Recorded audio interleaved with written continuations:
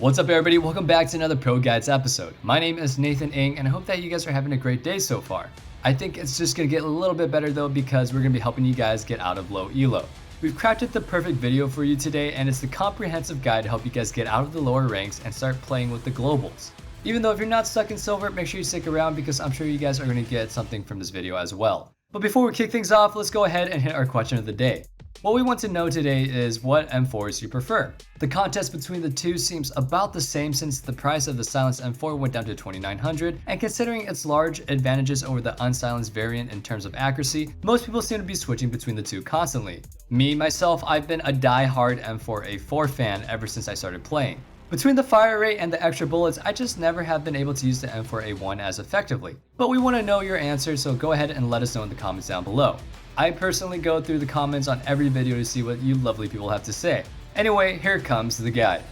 To start with, the easiest way you can quickly get out of the lower ranks is to start consistently playing with the same people. Whether it's just you and a friend duo or queuing up with a 5-man stack, either one reduces the element of randomness when solo queuing and matchmaking. This is easily one of the primary reasons as to why people get stuck in low elo, or any rank for that matter, as you can simply never consistently perform and win when solo queuing. Furthermore, playing with friends will help you out playing mentally, as you'll be enjoying the game much more. Now this is something that we largely covered in our video about how to instantly improve mechanics and game sense, so I won't talk about it too much, so make sure you go ahead and check out that video for more information on it. Simply put, however, playing with a consistent team or teammates will make you more consistent and give you the advantages over the other team, as they are more often not going to be 5 in solo queues. Now, of course, it's not always an option to be able to play with people, whether you're all offline or you simply don't know anyone else to play CS, there's so much more you can do to get out of low elo. And if you don't know anyone that plays, do not worry. You're sure to find a ton of random people from the games that you play that need somebody to play with as well, so just give it a while and just be a little bit open to other people. Secondly, one of the best things that you can do is to join up with the best at the top of the ranks and make sure that you warm up before every single game. I cannot stress the importance of this enough. CSGO is not something that anyone's brain is used to doing, therefore if you just jump into a game without warming up, you'll be a fish out of the water. This doesn't just mean the few minutes of the game before you wait for people to join, I'm talking about going into aimbots or a deathmatch and warming up properly. This means spending a little bit more time with each of the main weapons to get comfortable and get used to it. My number one recommendation to warm up is aimbots, as it simultaneously warms up your aim and also reflexes for the game to come, whereas for most people, myself included, deathmatch can in fact stress you out a little bit. Of course, these are just some of the recommendations. No two people will warm up the same way, so you just have to find out what warm up makes you play the best. The one thing that you should remember is to keep your warm up consistent each day. This serves to form a routine that gets your brain prepared to play CS. Up next on our list is about to try to help you specialize. When you're solo queuing or just playing matchmaking with just 1 or 2 randoms, there's always an enormous element of randomness, especially when you consider the other team. For all you know, one game could either be a team full of smurfs and the next could be just completely evenly matched. Unfortunately, this is just one of the realities of CSGO matchmaking, and the best thing that you could do is try to accept it and try to play with only the best of your capabilities. You'll never be able to influence how well your team is playing, and the same goes for you for what the other team will be like each game. Every single game, simply try to play as well as you can. One of the best ways you can do this is to find a few positions on each map and, as I said earlier, specialize in them. The same thing goes for finding a role that suits you, the weapon that suits you, and the map that works for you. For me, I was stuck in the Gold Nova ranks for months on end until I tried giving AWPER a go. After a few weeks of practicing it, I started to use it much more in my games, and I quickly saw my win percentage shoot through the roof. Of course, I'm not saying that all of you guys watching this video should start AWPing all the time. What works for me is not what necessarily will work for you. Try to experiment with the maps, where you play, what guns you're going to use, and how you play, and after a while, everything will click into place as you find your own personal game style. Up next is easily one of the best and quickest ways to improve, and you don't even have to play the game to do so. It's simple. Try to watch pro games. I won't talk about it too much because there really isn't much to it, it's just that simple. Watching some professional games whenever you have the spare time will teach you a load of things if you watch attentively, and try to absorb as much as you can when you watch. It's like I said, pretty simple. Now we're going to be talking about something that is a lot more specialized than what we've gone through so far, and that's how you play against an AWPER. We at ProGuides get asked all the time how you deal with an AWPER, and the question isn't just from our viewers. Everybody in the lower ranks struggle with playing against a good AWPER, and I know I did. I've lost countless rounds due to not knowing how to deal with them, but don't you worry, I'm here to make sure that you guys don't make those same mistakes. There are a few surefire ways you can deal with the red hot AWPER trying to kill you, and the first one is being numbers. If just one of you dies to an enemy sniper, but then they get quickly traded, you've accomplished your mission in taking down the AWPER. Of course, someone dying isn't always viable, and of course, it's not that great either. That's where utility comes in. A well-placed smoke in front of the op scope will completely throw them off, so make sure you try to use all of your smoke so you can block off their long sight lines. Then quickly close the distance with your rifles. But ProGuides, I don't have a smoke, I hear you say. Well, in this case, don't even worry about it. Flashes are just as good and are especially effective against an AWPER due to their much decreased field of view in comparison to somebody that's not scoped in. And finally, in the worst case scenario where you have no utility and no teammates, try to jiggle peek the angle and bait out a shot. For those of you guys who don't know, jiggle peeking is basically poking your shoulder out from behind the cover for an instant and then darting back in. This creates an incredibly difficult shot for your opponent to hit, and if you play it right and get a little bit fortunate, the AWPER will take the shot.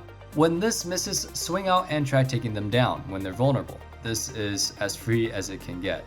It's time in the video to talk about some in-game habits. There are two main good habits that you can start to apply. The first of these, making sure that you check out your corners. Check every single corner every single time and be extremely rigorous with it. So many rounds are lost in every skill group due to a single corner not being checked, even if it's in the professional scene. The best way to practice checking corners is with a series of workshop maps called AWPER, which we will link in the description down below. It may seem like a little bit of a waste of time, but once those wall hack accusations start coming through, it'll all be worth it, trust me. Okay, let's go ahead and do a small experiment now. Think back to the last time you were running around the map with your knife out. Now, tell me, where was your crosshair? If your answer was head level, then great job. However, a lot of you guys, I'm sure, have been looking on the ground. This is an extremely common slip up amongst the lower ranked players, and accounts for a decent proportion for how people die. You want to keep your crosshair at head level all the time. Whether you're running onto the site, leaving the spawn, or holding an angle waiting, make sure that your crosshair is where the enemy's head could potentially be. Now, I know it may seem rather useless to do this when you're not even going to see anybody, but it's forming good habits now that will benefit you a lot later in CSGO. Let's go ahead and talk a little bit more about the habits themselves. While good habits form from building blocks of any great player, bad habits, if they remain unbroken, will ensure that you will never leave silver.